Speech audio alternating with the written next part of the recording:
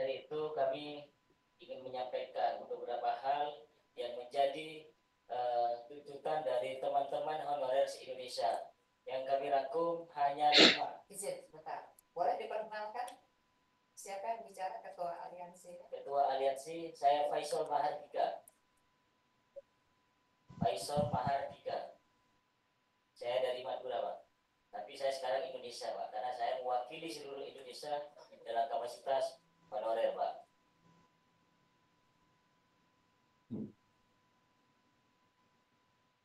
Izinkan saya menyampaikan, Ibu, untuk ada 5 poin tuntutan kami, yaitu yang pertama, menuntut hak para R2 dan R3 menjadi P3K penuh waktu dan menolak menjadi P3K paruh waktu. Yang kedua, meminta kepastian kapan terrealisasinya tuntutan honorer berstatus R2 dan R3 untuk diangkat menjadi penuh waktu. Yang ketiga, yaitu meminta pemerintah pusat membuatkan peraturan presiden tentang pengangkatan seluruh honorer database R2 dan R3 menjadi ASN P3K penuh waktu. Yang keempat,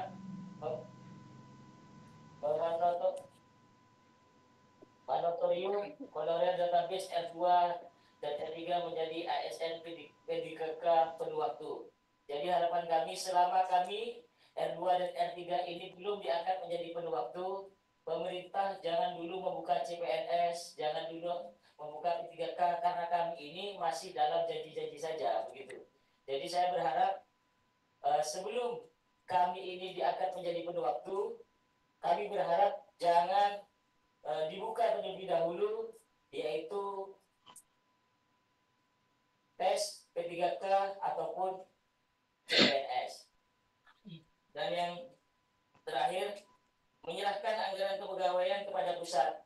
Karena kami ini selalu dibenturkan dengan keterbatasan belanja pegawai, dan di sini saya memohon pemerintah dan juga DPR untuk bisa memberikan suatu wewenang atau memberi tambahan untuk daerah itu bisa menganggarkan untuk belanja pegawai, atau mungkin langsung eksekusi oleh pemerintah pusat untuk anggaran belanja dari pegawai ini, sehingga kami tidak selalu ketika teman-teman ini aksi di daerah itu terbentur dengan kami tidak bisa berbuat apa-apa karena kami dibatasi oleh undang-undang 30% belanja pegawai. Sedangkan teman-teman ini yang berada di sini semuanya sudah pernah aksi di daerah masing-masing, sehingga karena tidak mendapatkan jawaban yang memuaskan, teman-teman beralih ke pusat. Karena pusat harus mengeksekusi ini, pusat harus memperhatikan ini, bagaimana nasib kami ini para honorer. Karena honorer yang sekarang ini ada, di sini ada salah satu contoh rekan kita dari Aceh. Dia membawa bayi yang masih umuran hanya 1 tahun. Dari Aceh dia terbang untuk memperjuangkan nasib dan kesejahteraan. Dari Aceh itu tidak murah, sedangkan honor kami hanya 300, 400. Tapi karena keinginannya yang besar, teman-teman datang dari beberapa daerah. Izinkan saya untuk menyampaikan juga bahwasanya banyak hal-hal yang terjadi di daerah-daerah, banyak kecurangan-kecurangan yang terjadi di daerah terkait perekrutan. Di sini kami membawa itu 2 bendel, 2 ring itu kami memfasilitasi teman-teman yang hadir di sini ataupun tidak hadir di sini bisa mengirimkan file itu, dan itu adalah kejadian-kejadian di setiap daerah itu kami rangkum jadi satu karena kami paham teman-teman kita tidak bisa masuk semua di sini. Makanya kami fasilitasi, ini adalah temuan-temuan di daerah untuk memperkuat bahwasanya di daerah itu ada masalah. Dalam hal perekrutan itu bermasalah. Yang dibayar. Kalau 3 bulan sekali, kita tidak pernah unjuk rasa berpuluh-puluh tahun ini, Bu. Tidak pernah kita unjuk rasa berpuluh-puluh tahun walaupun digaji 3 bulan sekali, 4 bulan sekali, tidak pernah unjuk rasa. Cuma utang di warung di beras, Bu. Begitu. Jadi mari kita perhatikan bersama. Kami meminta kepada Bapak dan Ibu yang ada di sini, sampaikanlah kapan kepastian kita. Kami siap menunggu, tapi dengan menunggu yang pasti. Gitu loh. Harus ada kepastian kita menunggu kapan itu. Kapan kapan harinya, kapan bulannya, dan kapan tahunnya. Tapi teman-teman menghendaki jangan sampai lebih dari 2025. Kita harus selesai ini, R2 dan R3 harus selesai menjadi penuh waktu. Itu.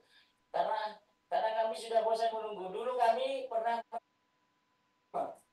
antara nomor 15 dan 16 ini kami masih bisa, tolong dibaca deh.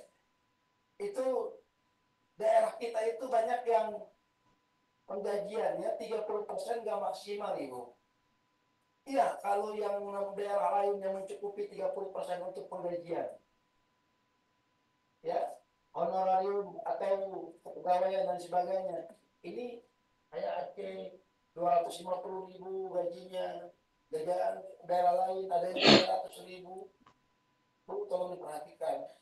Karena walaupun bagaimana, kami yakin, Bu, kami yakin yang di bawah ini menunggu Ibu nanti untuk menyampaikan apa yang menjadi satu jawaban kami yang kita dengarkan, yaitu penuh waktu.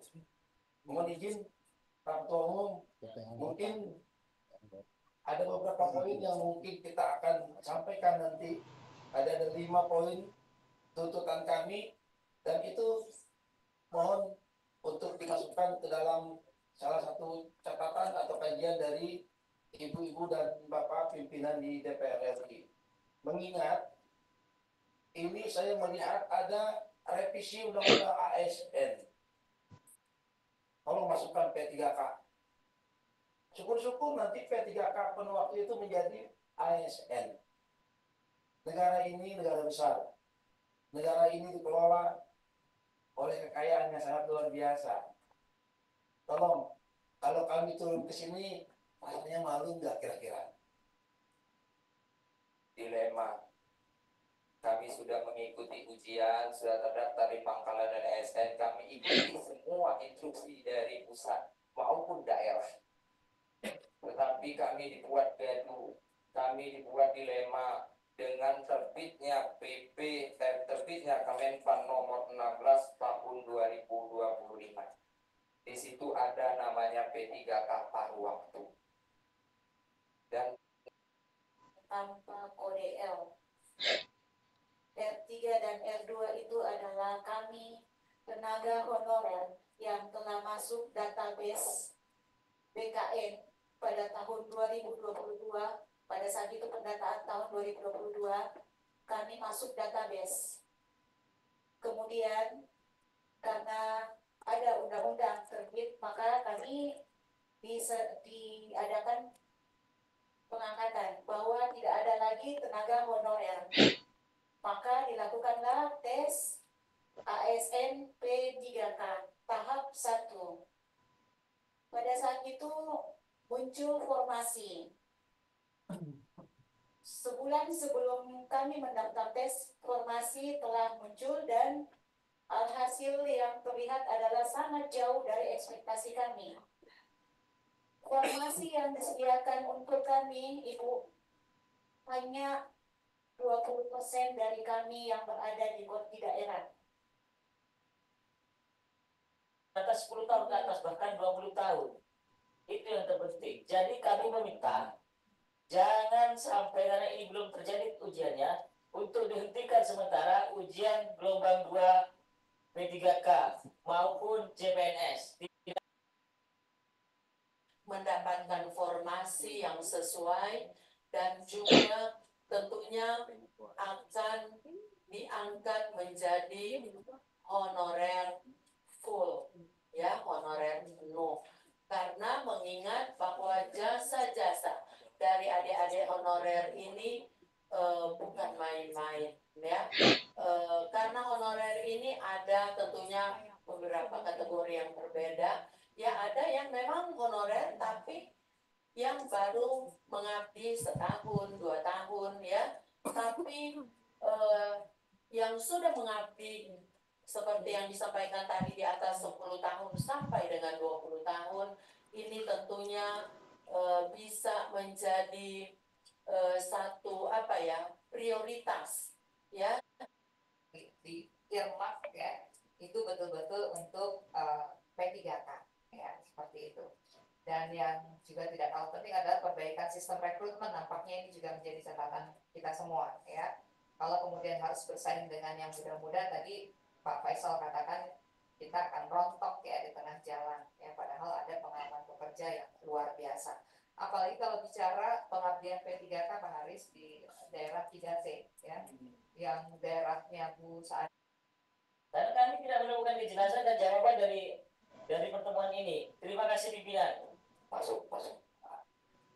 Ini maaf pimpinan, izin menambahkan apa yang ketua sampaikan. Betul, kita ini membawa masa yang banyak dari kedua masalah itu, tapi kita tidak mendapat kepastian.